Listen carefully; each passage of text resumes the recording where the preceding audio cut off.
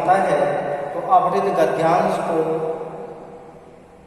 गद्यांश के प्रश्नों के उत्तर देते समय पर हमें अवृद्ध गद्यांश को कम से कम 2-3 बार भली बात से पढ़ लेना चाहिए।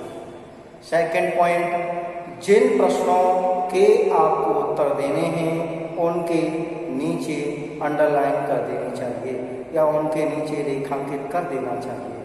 नेक्स्ट, हमेशा ही अवृद्ध गद्यांश के प्रश्नों के उत्तर देते समय पर उनमें पूछे गए प्रश्नों के सटीक और सही आंसर ही देने चाहिए तथा अगर अवृद्ध गद्यांश का शीर्षक पूछा गया है, टाइटल पूछा गया है तो निश्चित ही टाइटल सटीक और सही ही हो। निश्चित ही आप अवृद्ध गद्यांश को 2-3 बार पढ़ लें और उनमें दिए गए प्रश्नों को रेखांकित कर दें, दिए गए प्रश्नों के उत्तरों को रेखांकित कर दें और उसके बाद नेक्स्ट बार जब आपको शीर्षक या टाइटल पूछा जाए तो निश्चित ही टाइटल उस गद्यांश के अनुसार सटीक ही होना चाहिए। संवाद लेखन, संवाद में बातचीत यानी संवाद आपसी बातचीत को कहते हैं और जब हम साहित्य में संवाद को आपसी बातचीत को लिखते हैं तो उसे ही संवाद लेखन कहा जाता है। फर्स्ट पॉइंट, निम्न बिंदुओं पर हमें संवाद लिखते समय ध्यान रखना चाहिए।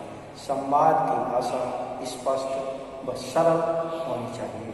संवाद पात्रानुकूल व समयानुकूल भी होना चाहिए।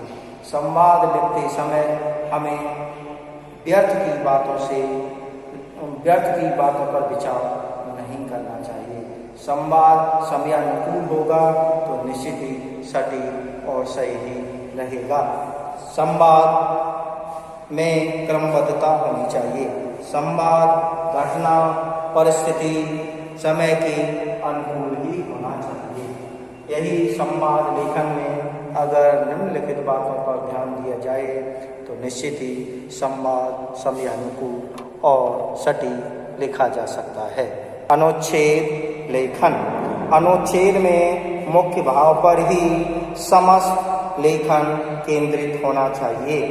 लेखन में लेखन से पूर्व मुख्य बिंदु तय कर लेने चाहिए।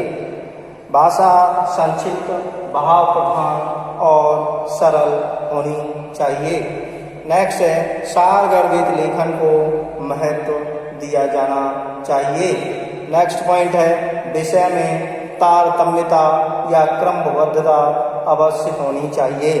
नेक्स्ट है, आवश्यकता हो तो मुहावरे या लोकोक्तियों का प्रयोग भी किया जाना चाहिए और जो निबंध अनुच्छेद लेखन दिया गया है उसके अनुसार ही उसको केंद्र मानकर ही उसके वाक्यों का निर्माण करना चाहिए और मुख्य बिंदुओं को पॉइंट कर लेने चाहिए। नेक्स्ट पॉइंट है, व्यर्थ के उदाहरणों से हमें बचना चाहिए। नेक्स्ट पॉइंट है, भाषा की शुद्धता और शब्दों के उपयुक्त चयन का ध्यान रखना चाहिए। भाषा की शुद्धता और शब्दों के उपयुक्त चयन को विशेष महत्व देना चाहिए।